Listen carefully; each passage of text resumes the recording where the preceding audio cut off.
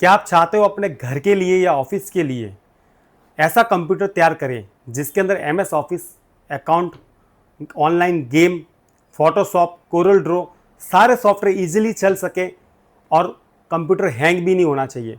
साथ में बजट की बात करें दोस्तों तो मात्र 8 या 9 हज़ार रुपये में कंप्यूटर बन के तैयार हो जाएगा। आप खुद मार्केट से एसेसरी लेके आइए और खुद कंप्यूटर असेंबल करना सीख सकते हो अगर आपने हमारा ये वीडियो देखा तो। दोस्तों वीडियो की लिंक इसी वीडियो के ऊपर दी हुई है, आप यूट्यूब पर जाके वीडियो देख सकते हो। पूरा डिटेल्स में स्टेप बाय स्टेप किस तरह से कंप्यूटर असेंबल करना है पूरा डिप में वीडियो बनाया हुआ है। अगर आपको मेरा वीडियो अच्छा लग जाए तो दोस्तों चैनल को सब्सक्राइब करना ना भूलें। Thank you.